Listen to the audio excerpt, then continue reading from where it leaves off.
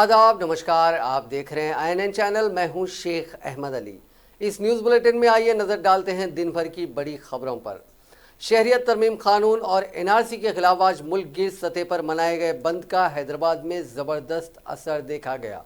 सड़कों पर आम दिनों के मुकाबिल ट्रैफिक कम देखी गई। ख़ास तौर पर पुराने शहर के कई इलाकों में रजाकाराना तौर पर बंद मनाया गया। तिजारती इदारों को बतौर एहतजाज बंद रखा गया। ताजरीन ने बंद दुकानों के शटर्स पर CAA और NRC के खिलाफ कारोबार बंद रखने की चिट्ठियां चिपका की थी। कई स्कूल्स को भी तातील दे दी गई थी। बंद के पेश नज़र पुलिस की जानिब से वसी तर सिक्योरिटी इंतजाम किए गए थे। कहीं से भी कोई नाखुशगवार वाक़े की इतला नहीं मिली। दुनिया भर में अब तक कोरोना वायरस के 4,593 मुतासरीन की तस्दीक हो चुकी है, जिसमें 4,537 मामले चीन में सामने आए हैं। आलमी इदारे सेहत यानी वर्ल्ड हेल्थ ऑर्गेनाइजेशन WHO की ताज़ा रिपोर्ट के मुताबिक चीन में इस वायरस से 4,537 अफराद के मुब्तला होने की तस्दीक हुई है। चीन में इस वायरस से अब तक 106 अफराद हलाक हो चुके हैं। रिपोर्ट के मुताबिक चीन में अब तक कोरोना वायरस के 4,537 मामले दर्ज हुए हैं। इसके अलावा थाईलैंड में 14, सिंगापुर में 7, जापान में 6, अमेरिका और ऑस्ट्रेलिया में 5, कोरिया और मलेशिया में 4, फ्रांस में 3, वियतनाम और कनाडा में 2 और नेपाल, श्रीलंका और जर्मनी में एक मरीज के सामने आने की तस्दीक हुई है। WHO के डायरेक्टर जनरल डॉक्टर एडनॉम गैब्रियस की क़यादत में WHO की सीनियर टीम ने चीन के सदर शी चिनपिंग से मुलाकात की और उन्हें कोरोना वायरस को लेकर अपनी ताज़ा रिपोर्ट सौंपी। इस टीम ने इस वायरस से लड़ने और उसे कंट्रोल करने के लिए अपने अज़ाइम का इजहार किया। इस मीटिंग में वुहान समेत दीगर सूबे और शहरों में कोरोना वायरस में बेहतरी के सिलसिले को जारी रखने के ताउन पर तवज्जो मरकूज की गई। इस दरमियान मीडिया ज़राए के मुताबिक चीन में कोरोना वायरस से 132 अफराद की मौत हो चुकी है, जबकि 5,974 लोगों में ये इन्फेक्शन पाया गया।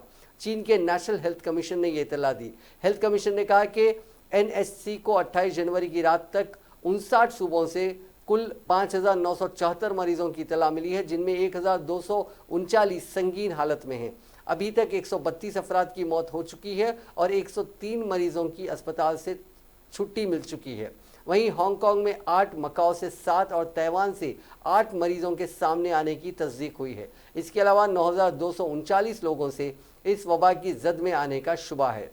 दिल्ली, मुंबई, कलकत्ता समेत हिंदुस्तान के 7 एयरपोर्ट्स पर थर्मल स्क्रीनिंग से जांच की जा रही है। चीन से पंजाब लौटे 16 नौजवान मशकूक पाए गए। इनमें एक 28 बरस के नौजवान में कोरोना के सिम्टम्स पाए जाने के बाद अस्पताल में भर्ती कराया गया। बाकी 15 में कोई सिम्टम्स नहीं पाया गया। उधर हरियाणा में 7 मामले सामने आए हैं। इनमें पंचकुला और गुड़गांव में 2-2, पानीपत, फरीदाबाद और नूह में 1-1 मामला दर्ज किया गया है। सभी मरीजों के खून के नमूने को पुणे में वाक़े नेशनल इंस्टीट्यूट ऑफ वायरोलॉजी भेजा गया है। वज़ीर सेहत ईटला राजेंद्र ने वाज़ेह किया है कि तेलंगाना में अब तक कोरोना वायरस का एक भी पॉजिटिव केस दर्ज नहीं हुआ। महकमे सेहत के आला ओहदेदारों के साथ एक जायज़ा इजलास मुनक़्क़िद करने के बाद मीडिया से बात करते हुए उन्होंने कहा कि चीन से हैदराबाद आने वाले 5 अफराद के खून के नमूनों को हासिल करते हुए उसे टेस्ट के लिए पुणे रवाना किया गया, लेकिन इस सिलसिले में कोई मुस्बत रिपोर्ट नहीं मिली। इन तमाम में कोरोना वायरस के कोई अलामात नहीं पाए गए। उन्होंने अवाम को मशवरा दिया कि वो कोरोना वायरस से बचने के लिए अपने हाथों को साफ तरीके से धोकर ग़िज़ा का इस्तेमाल करें। रियासत में नए वायरस की वजह से कुछ हद तक अवाम में तशवीश देखी जा रही है, लेकिन इससे घबराने की ज़रूरत नहीं है। उन्होंने कहा कि कोरोना वायरस भी स्वाइन फ्लू की अलामात रखता है। एहतियाती इक़दाम के तहत गांधी हॉस्पिटल के अलावा फीवर हॉस्पिटल में आइसोलेटेड वार्ड्स कायम किए गए हैं। उन्होंने कहा कि हैदराबाद में कोरोना वायरस के टेस्ट करने के लिए मरकज़ी हुकूमत से इजाज़त देने की दरख्वास्त की गई है। इम्कान है कि मरकज़ की जानिब से ये इजाज़त हासिल होगी। कोरोना वायरस के मुश्तबा मरीजों के इलाज के लिए हैदराबाद में 100 बिस्तरों वाले वार्ड्स को तैयार रखा गया है। उन्होंने आवाम से अपील की है कि वो परेशान ना हो। साथ ही उन्होंने सहाफ़ियों को मशवरा दिया कि वो इस ख़तरनाक वायरस की रिपोर्टिंग से कबल ओहदेदारों से बातचीत करने के बाद एक नतीजे पर पहुँचने के बाद ही खबरों की तरसील करें। उन्होंने कहा कि दर्जे हरारत में इजाफे के पेश नज़र कोरोना वायरस के तेज़ी से फैलने के मौक़े कम होते हैं। वज़ीर सेहत ने कहा कि फरवरी में शुरू होने वाली मेडाराम यात्रा के पेश नज़र खरीफ के दवाखानों को हाई अलर्ट कर दिया गया है। 6 DMHO और 3 फूड इंस्पेक्टर्स को जातरा के मुकाम पर दस्तयाब रखा जाएगा। इस मौके पर principal secretary Shanta Kumari, health director Srinivas, fever hospital के सुपरिंटेंडेंट शंकर, आयुष के डायरेक्टर ए वर्षी और दूसरे मौजूद थे। रियासती हाईकोर्ट ने सिद्दीपेट जिले में तामीर होने वाले मल्लाना सागर आबपाशी प्रोजेक्ट की तामीर के सिलसिले में तहरीर अदालत के मुर्तकिब ओहदेदारों को जेल की सजा और जुर्माना आयद किया है। मुतासिरा किसानों ने 2018 में हाईकोर्ट से रुजू होते हुए शिकायत की कि प्रोजेक्ट के लिए हासिल करदा अराजियात के मामले में ओहदेदारों ने किसानों के एतराज़ात को कबूल न करते हुए डिक्लेरेशन और अवार्ड का ऐलान कर दिया, जिस पर अदालत ने मई 2019 में ओहदेदारों को वाज़ेह हिदायत जारी करते हुए किसानों के साथ मुनासिब इंसाफ करने की हिदायत दी। अदालत की इस हिदायत को ओहदेदारों ने नज़रअंदाज कर दिया, जिस पर मुतासिरा किसान दोबारा हाईकोर्ट से रुजू हुए और तहरीर अदालत के तहत उनके खिलाफ कार्रवाई करने की दरख्वास्त की, जिस पर आज हाईकोर्ट ने फैसला सुनाते हुए सिद्दीपेट जिला कलेक्टर वेंकटराम रेड्डी, सिरसिला कलेक्टर कृष्ण भास्कर को फी कस 2-2 हज़ार रुपये जुर्माना आयद किया है। अदालत ने दोनों IAS ओहदेदारों को इंतबाह दिया है कि 4 हफ्तों के अंदर जुर्माना अदा न करने की सूरत में 1 माह जेल की सजा दी जाएगी। इसी तरह हाईकोर्ट ने सिद्दीपेट RDO जयचंद्र रेड्डी को 2 माह जेल की सजा के साथ 2,000 रुपये जुर्माना आयद किया है। इसके अलावा 12 दरख्वास्त गुजारों को फी कस 2-2 हज़ार रुपये अदा करने की ओहदेदारों को हिदायत दी गई है।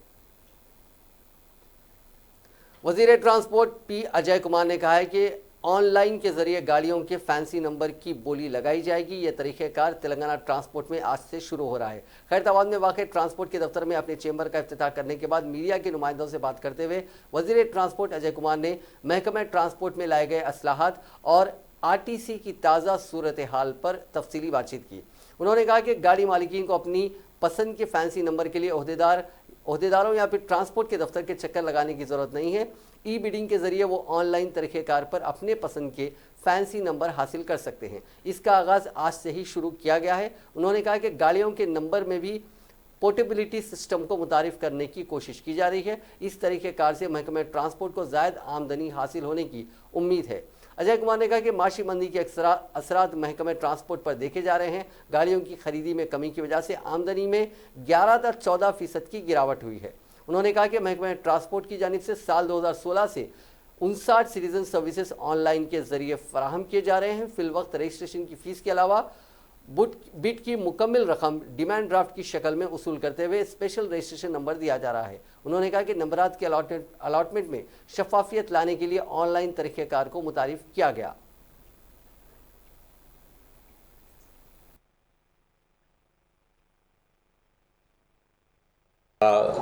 నమస్సుమాంజలు శుభాభినందనలు తెలియజేస్తా। ఈరోజు నా నూతన కార్యాలయం ఇనాగరేట్ చేసిన సందర్భంగా ఈ ఫెసిలిటీని ఏర్పాటు చేయడానికి శ్రమించిన మా ప్రిన్సిపల్ సెక్రటరీ గారు సునీల్ శర్మ గారు మరియు ట్రాన్స్పోర్ట్ కమిషనర్ గారు సందీప్ సుల్తానయ్య గారు మరియు సిబ్బంది అందరికీ కూడా ధన్యవాదాలు తెలియజేస్తాము। ప్రత్యేకించి నా డిపార్ట్మెంటు ట్రాన్స్పోర్ట్ డిపార్ట్మెంటు దాని గుండెకాయ లాంటి ఖైరతాబాద్లో ఉన్న ట్రాన్స్పోర్ట్ భవన్లోనే నా ఆఫీస్ కూడా ఉండటం సబబు అని భావించి ఈ బిల్డింగ్లో నా ఛాంబర్ని ఏర్పాటు చేసుకోవడం జరిగింది। తద్వారా రాష్ట్రంలో ప్రజలకు సంబంధించిన రవాణాకు సంబంధించిన ఇష్యూస్కి తక్షణ పరిష్కారం లభించే విధంగా నేను ఎప్పుడు కూడా అధికారులకి అందుబాటులో ఉండే విధంగా నా ప్రెజెన్స్ కూడా ఇక్కడ ఉండడానికి అవకాశం కల్పించారు। करीमनगर म्यूनसिपल कॉरपोरेशन के मेयर और डिप्टी मेयर का आज इंतखाब हो गया। ये दोनों ओहदे TRS के कॉरपोरेटर्स को दिए गए हैं। TRS पार्टी ने मेयर के ओहदे के लिए पार्टी के सीनियर कॉरपोरेटर सुनील राव और डिप्टी मेयर के लिए खातून कॉरपोरेटर स्वरूपा रानी के नाम का ऐलान किया था। 11 बजे दिन करीमनगर म्यूनसिपल कॉरपोरेशन के तमाम 60 मुंतखबा कॉरपोरेटर्स ने हलफ लिया। बाद अज़ां मेयर और डिप्टी मेयर के ओहदे के लिए इंतखाब मुनक़िद किया गया था। ताहम कॉरपोरेशन में TRS कॉरपोरेटर्स की वाज़ेह अक्सरियत की बुनियाद पर इन दोनों ओहदों को बिला मुकाबला इंतखाब अमल में आया। कॉरपोरेशन में TRS को 33 डिवीजन्स में कामयाबी मिली थी, जबकि बीजेपी को 13, मजलिस को 6 और दीगर 8 उम्मीदवारों ने कामयाबी हासिल की, जिनमें 7 उम्मीदवार गुज़िश्ता रोज़ टीआरएस में शामिल हो गए थे। इस तरह कॉरपोरेशन में टीआरएस की अददी ताकत 40 तक पहुंच गई। आज हलफबर्दारी के बाद बीजेपी के 13 कॉरपोरेटर्स ने मेयर और डिप्टी मेयर के इंतखाब का बाइकआउट कर दिया, जिसके बाद मेयर वाई सुनील राव और डिप्टी मेयर सी स्वरूपा रानी का बिला मुकाबला मुंतखब होने का ऐलान कर दिया गया। मजलिसी कॉरपोरेटर्स ने अल्लाह के नाम पर उर्दू में हलफ लिया। हलफ लेने वाले मजलिसी कॉरपोरेटर्स में गौसिया बेगम, जहरा बानो, निज़्ज़त आफरीन, शाकिरा अंजुम, मोहम्मद अकील और शरफुद्दीन शामिल है। इस मौके पर साबिक डिप्टी मेयर मोहम्मद अब्बास समी और मजलिस के सिटिंग सदर करीमनगर सैयद गुलाम अहमद हुसैन ने तमाम मुंतखब कॉरपोरेटर्स को मुबारकबाद पेश की। टीआरएस पार्टी ने कहा है कि रियासत के 130 बल्दियात व कॉरपोरेशनों में 122 पर शानदार कामयाबी हासिल करते हुए टीआरएस पार्टी ने मुल्क भर में एक तारीख रकम की है। तेलंगाना भवन में प्रेस कॉन्फ्रेंस से खिताब करते हुए जनरल सेक्रेटरी व government whip P Rajeshwar Reddy ने कहा कि चीफ मिनिस्टर चंद्रशेखर राव पर मुकम्मल भरोसा करते हुए शहरी इलाकों के अवाम ने टीआरएस को तारीख साज कामयाबी दिलाई है। इस कामयाबी के बाद कांग्रेस और बीजेपी कायदीन तशवीश में पड़ गए हैं। पीसीसी सदर उत्तम कुमार रेड्डी अपने हल्के हुजूर नगर बल्दिया को बचा नहीं सके, इसके बावजूद उनके रवैये में कोई तब्दीली नहीं आई। उन्होंने कहा कि नेरुडू चरला बल्दिया में टीआरएस अपनी अददी ताकत की बुनियाद पर चेयरमैन और वाइस चेयरमैन के ओहदे पर फायज हुई, लेकिन उत्तम कुमार रेड्डी बल्दिया के इंतखाब पर गलत तशहीर कर रहे हैं। उन्होंने कहा कि राज्यसभा बुलेटिन के मुताबिक कांग्रेस के रुकन केवीपी रामचंद्र राव को आंध्र प्रदेश के लिए अलॉट किया गया था, लेकिन उत्तम कुमार रेड्डी ने इलेक्शन कमीशन पर हद से ज़्यादा दबाव डालते हुए रामचंद्र राव के नाम को एक्स ऑफिशियो मेंबर की हैसियत से शामिल करवाया। उन्होंने उत्तम कुमार रेड्डी को मशवरा दिया कि वो बल्दी कानून के दूसरे चैप्टर के सेक्शन 5 का मुताला करें। उन्होंने कहा कि इंतखाबात होने के 30 दिन के अंदर भी अरकान काउंसिल और अरकान पार्लियामेंट को एक्स ऑफिशियो अरकान की हैसियत से शामिल किया जा सकता है।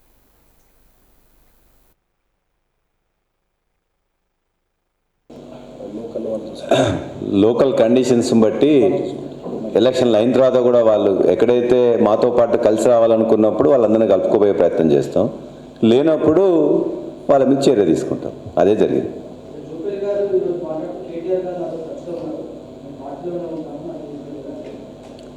వారు చెప్పిన దాని నాకు సమాచారం లేదు.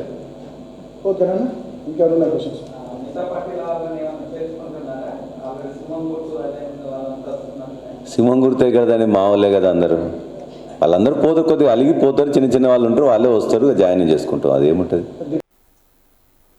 तेलंगाना हुकूमत के विप बी सुमन ने कहा है कि उत्तम कुमार रेड्डी सदर पीसीसी के ओहदे पर बरकरार रहने के लिए पागलपन की तरह गुफ्तगू कर रहे हैं। मीडिया से बात करते हुए उन्होंने इल्ज़ाम लगाया कि उन्होंने कहा कि आवाम ने बल्दी इंतखाबात में एक तरफा फैसला दिया है, इसलिए कांग्रेस पार्टी के कायदीन बौखलाहट का शिकार हो चुके हैं। उन्होंने कहा कि कांग्रेस कायदीन वावेला मचाने के बजाय खुद का मुहासिबा करें।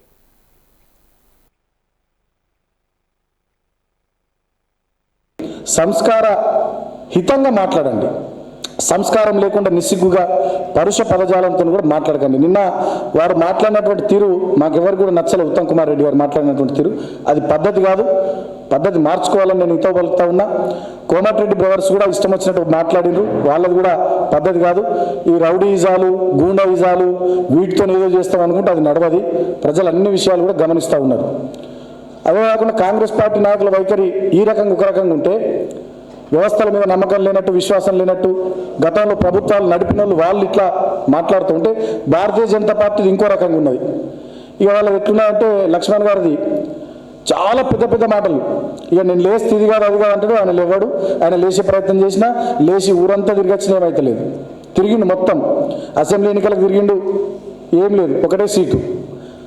పార్లమెంట్ ఎన్నికలు ఏదో గాలివాటం, అసెంబ్లీ ఎన్నికల్లో ఆయన డిపాజిట్ పోయింది. అదేవిధంగా మొన్న పరిషత్ ఎన్నికల్లో, పంచాయతీ ఎన్నికల్లో పత్తా లేకుండా పోయింది పువ్వు. तेलंगाना कांग्रेस पार्टी के तर्जुमान जी निरंजन ने इल्ज़ाम लगाया है कि रियासती इलेक्शन कमीशन बल्दी इंतखाबात शफाफ अंदाज में मुनक्किद करने में नाकाम रहा। मीडिया से बात करते हुए उन्होंने कहा कि कानून के मुताबिक सिर्फ रियासती इलेक्शन कमीशन को फैसला करने का इख्तियार है, इसके बावजूद इलेक्शन कमीशन इन इंतखाबात को मुनसिफाना और शफाफ अंदाज में मुनक्किद नहीं कर सका।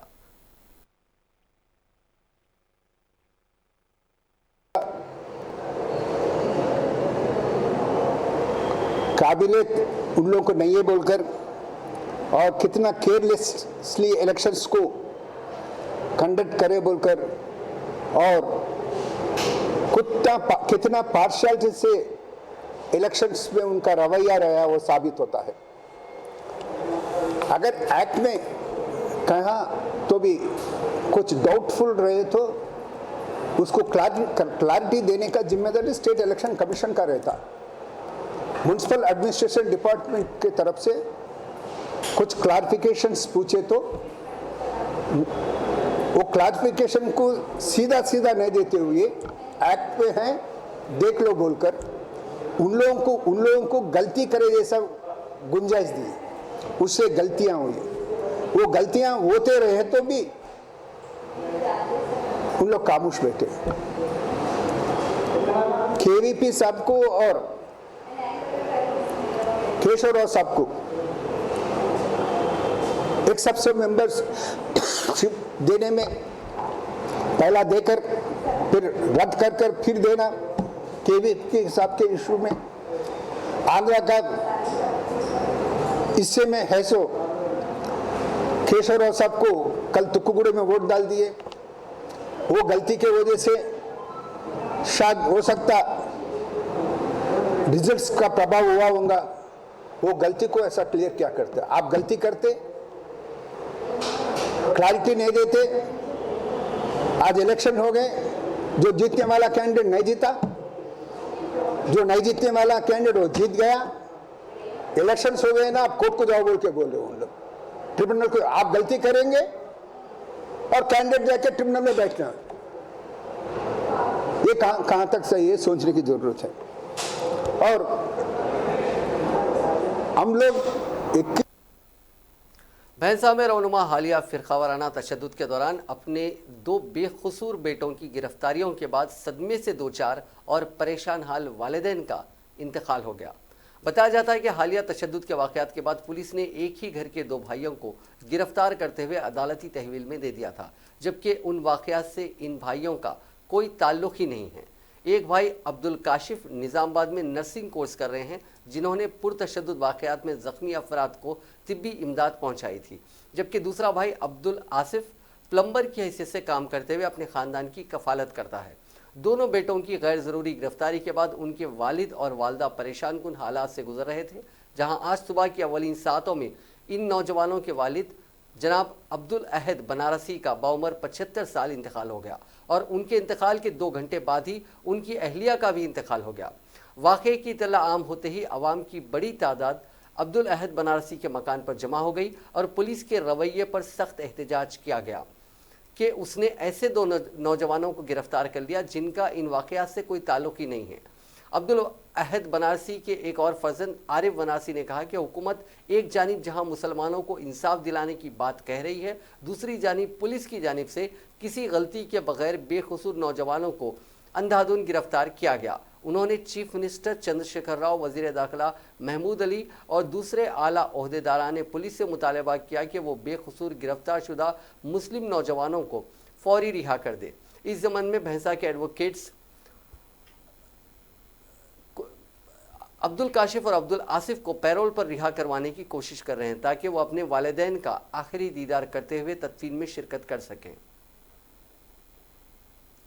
सदर नशीन बल्दिया के ओहदे पर तेलंगाना की हुक्मरान जमात टीआरएस के कायद का इंतखाब ना होने पर उनकी एक हामी ने खुदसोजी की कोशिश की। यह वाक़या सूर्यापेट ज़िले में पेश आया। पाशा भाई, जिन्होंने सूर्यापेट बल्दिया के वार्ड नंबर 5 से मुकाबला किया था, कामयाबी मिली, ताहम लम्हे आखिर में उनको सदर नशीन बल्दिया का ओहदा नहीं दिया गया, जिस पर मायूस होकर उनके हामी ने अपने जिस्म पर मिट्टी का तेल डाल दिया और ख़ुद को आग लगाने की कोशिश की। इस वाक़े से इलाके में सनसनी फैल गई। उनके इस हामी को फौरी तौर पर अस्पताल मुंतकिल किया गया। पुलिस ने इस सिलसिले में एक मामला दर्ज कर लिया है। हैदराबाद में 13 साल लड़की की अस्मत रेजी का वाक़या पेश आया। पंजागुट्टा पुलिस स्टेशन के हदूद में MS मख्ता इलाके में यह लड़की अपने वालिदैन के साथ मुकीम थी। इस लड़की का बाप वॉचमैन के तौर पर काम करता है और मां घरों में काम किया करती थी। मुलजिम पंक्चर की दुकान चलाया करता है। उसने लड़की को बहला फुसला कर गुज़िश्ता चंद दिनों से उसकी अस्मत रेजी की।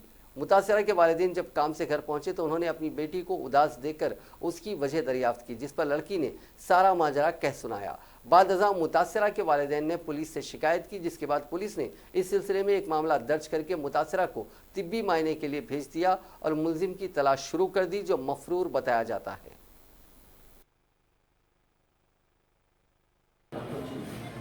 ओके। आज सुबह अर्ली मॉर्निंग अप्रॉक्सीमेटली रात के 12 बजे एक लेडी रहना बेगम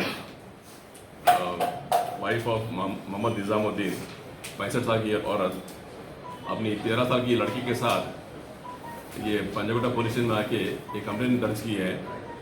ये कंप्लेंट में यह है कि उसके पड़ोस में एक शेख जहांगीर बोल के पंकज साहब ओनर है, जो 35 साल का आदमी है। ये आदमी उसकी 13 साल की बच्ची को 10 दिन से 3 to 4 टाइम्स सेक्सुअली अब्यूज़ किया है। और ये लड़की, ये रहना बेगम जो लेडी है, ये दूध का कारोबार करती है और इसकी लड़की जो माइनर लड़की है वो अपना मदरसा जाती है बाजू लोकेलिटी में। तो मदरसे से आते समय वो ताल्लुकात पैदा करके ये लड़की को डरा के धमका के इसके घर में कोई नहीं रहे। जब ये लड़की को 2-3 बार ख़राब किया है जहांगीर ने, और कल रात में कंप्लेन देने पर बड़े लोगों के मशवरे पे वो ला के कंप्लेन दिए। उसमें केस दर्ज हुआ है रेप और पोस्को और उसको क्रिमिनल जस्टिस एक्ट में, और इन्वेस्टिगेशन जारी है। और ये लड़की को, माइनर लड़की को भरोसा सेंटर और अपने मेडिकल एग्जाम में भिजाया गया है। और साथ ही साथ ये 21% के लिए पुलिस पार्टी जो फिर रही थी वो डर के अपना एक्यूज जहांगीर आके सरेंडर हो गया पुलिस स्टेशन में आज 3 बजे दोपहर में। उसको भी कल रिमांड किया जाएगा और उसके बाद में उसको मेडिकल एग्जाम के लिए भिजाया जाएगा। शुक्रिया। Okay sir, thank you. Rachakonda police commissionerate की कंदुकूर पुलिस ने एक मोमर खातून के कत्ल और उसके तलाई व नकरवी जेवरात लूट लेने में मुलविस मुलजिम को अंदरून 24 घंटे गिरफ्तार कर लिया। कमिश्नर पुलिस रच्चाकुंडा महेश भगवत ने आज प्रेस कॉन्फ्रेंस को मुखातिब करते हुए बताया कि 36 साल के भावन जी को गिरफ्तार कर लिया, जिसने अपने जुर्म का इतराफ़ भी कर लिया है। कमिश्नर पुलिस ने बताया कि 27 जनवरी को भावन जी इसी मौजू की रहने वाली मोहम्मद खातून बालामनी के मकान पहुंचा, जो तनहा रहती थी, जहां दोनों ने शराब नौशी की। उस वक्त चूंकि मकान में कोई तीसरा शख्स मौजूद नहीं था, इसलिए भावन जी ने इस मोहम्मद खातून की तलाई जेवरात लूट लेने का मंसूबा बनाया और उसने हाथों से गला दबाकर खातून को हलाक कर दिया। जिसके बाद उसने खातून के 5 तोले की 3 तलाई जंजीरें, 1 तोले की बाली, 10 तोले की नकरवी चूड़ियाँ और एक मोबाइल फ़ोन का सुरखा कर लिया और नाश को खातून के मकान के सामने फेंक कर राह फरार इख्तियार की। बाद अज़ां उसने ये मसरूक़ा अशिया अपने मकान के बैतुल खला के बेसिन में छुपा दी थी। कमिश्नर पुलिस ने बताया कि इस केस की जामा अंदाज में तहकीकात करते हुए मुलजिम को गिरफ्तार करते हुए उसके कब्जे से तमाम मसरूक़ा अशिया बरामद कर ली गई, जिनकी जुमला मालियत 1,23,000 रुपये बताई गई है। सदर जमहूरिया रामनाथ कोविंद आइंदा माह की 1 और 2 तारीख को हैदराबाद का दौरा करेंगे। वो 1 फरवरी की शाम हैदराबाद पहुंचेंगे और कहना सहांती वनम ज्ञान ध्यान के मरकज़ वाक़ई नंदीगामा मंडल ज़िले रंगारेड्डी का मायना करेंगे। वो रामचंद्रा मिशन के नए ग्लोबल हेडक्वार्टर्स का इफ्तिताह अंजाम देंगे। सदर जमहूरिया ज्ञान ध्यान प्रोग्राम में हिस्सा लेंगे, जहां उनके साथ 40,000 अफराद भी इस प्रोग्राम का हिस्सा होंगे। कोविंद इसी रोज़ बेगमपेट एयरपोर्ट से दिल्ली के लिए रवाना हो जाएंगे। सदर जमहूरिया अपने क़याम हैदराबाद के मौके पर हैदराबाद के राजभवन में एक रात शब बसरी भी करेंगे। Chief minister Andhra Pradesh voice Jagan Mohan Reddy को उलझन में डालते हुए उनकी भतीजी ने हाई कोर्ट में एक दरखास्त दाखिल करते हुए मार्च 2019 में अपने वालिद वाईएस विवेकानंद रेड्डी की हलाकत की सेंट्रल ब्यूरो ऑफ इन्वेस्टिगेशन के जरिए तहकीकात की इस्तदा की। एन सुनीता रेड्डी ने आंध्र प्रदेश हाई कोर्ट में दरखास्त दाखिल करते हुए साबिक रियासती वजीर और रुकन पार्लियामेंट के कत्ल की सीबीआई तहकीकात का हुक्म देने की अपील की, जिनका 2019 के असम्बली इंतखाबात से चंद हफ्ते कबल मार्च को कड़पा में वाक़ अपनी रिहाइश गाह में कत्ल कर दिया गया था। सुनीता ने शुबा जाहिर किया कि इस मामले में उनके भतीजे और कड़पा के रुकन पार्लियामेंट वाईएस अविनाश रेड्डी और उनके वालिद वाईएस भास्कर रेड्डी मुलविस हो सकते हैं। उन्होंने कहा कि इस केस की तहकीकात करने वाले पुलिस ओहदेदारों की मुंतकली और सुस्त तहकीकात से भी शुबात को खतियत मिलती है। अपनी दरखास्त में वह मालूम करने की ख्वाह थी कि चीफ मिनिस्टर इस केस को सीबीआई के हवाले क्यों नहीं कर रहे हैं। उन्होंने याद दहानी की कि उस वक्त के कायदे अपोजिशन जगन मोहन रेड्डी ने गवर्नर को याददाश्त पेश करते हुए सीबीआई तहकीकात का मुतालबा किया था। हत्ता कि हाईकोर्ट में भी दरखास्त दाखिल की गई थी। हाईकोर्ट जिसने मंगल को सुनीता रेड्डी की दरखास्त पर समाअत की, हुकूमत से कहा कि वो जवाब दाखिल करते हुए ये वजाहत करें कि इसे सीबीआई तहकीकात पर एतराज़ क्यों है। जवाब दाखिल करने के लिए जब हुकूमत की जानिब से वक्त तलब किया गया, उस वक्त जस्टिस दुर्गा प्रसाद राव ने इस केस की समाअत 6 फरवरी तक मुलतवी कर दी। अदालत सुनीता और उनके शोहर के साथ कबल अज़ीं उनकी वालदा वायस शोभाग्यम्मा, जगन मोहन रेड्डी और दूसरे बशमूल अपोजिशन तेलुगु देशम के चंद कायदीन की दाखिल करदा दरखास्तों पर समाअत करेगी।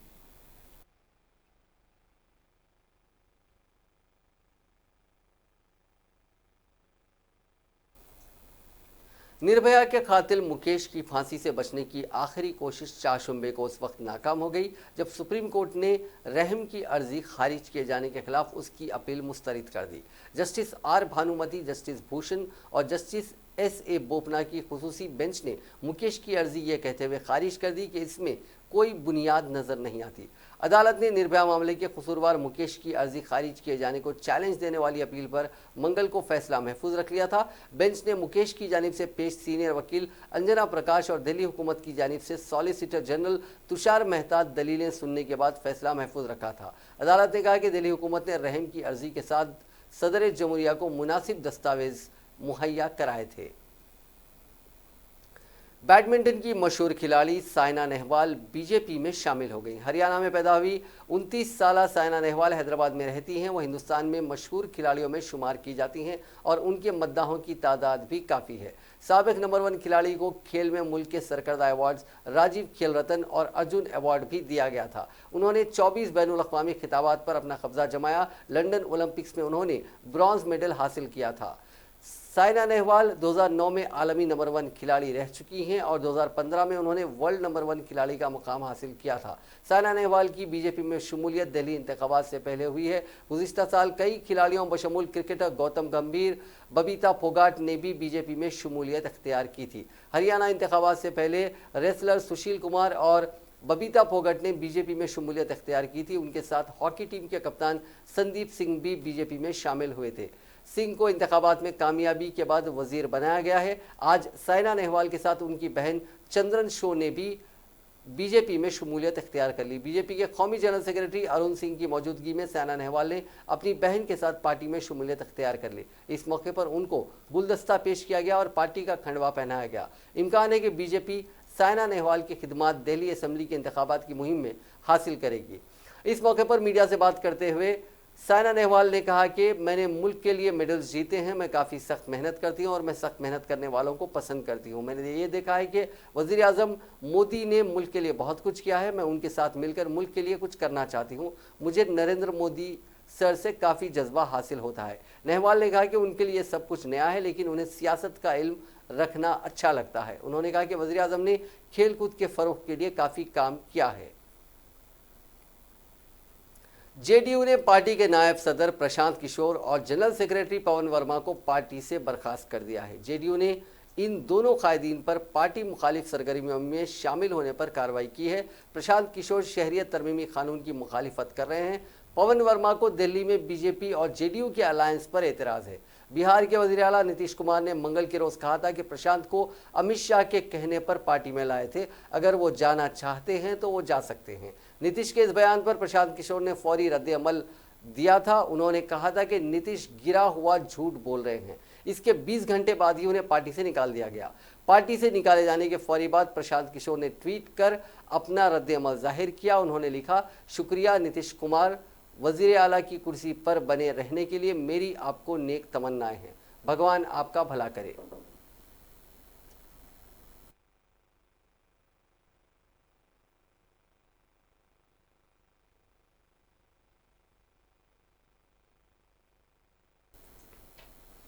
टीम इंडिया ने न्यूजीलैंड के खिलाफ 5 T20 की सीरीज के तीसरे मैच को सुपर ओवर में जीत लिया। उसने न्यूजीलैंड में पहली बार T20 सीरीज अपने नाम की।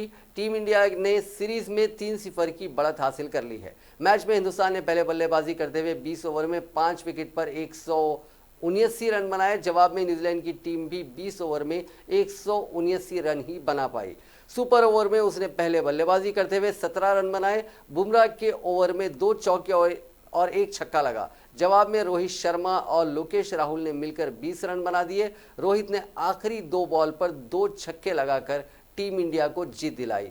न्यूजीलैंड को आखिरी ओवर में जीत के लिए 9 रन बनाने थे, लेकिन मोहम्मद शमी ने सिर्फ 8 रन ही दिए। उन्होंने आखिरी गेंद पर रॉस टेलर को आउट कर मैच टाई करा दिया।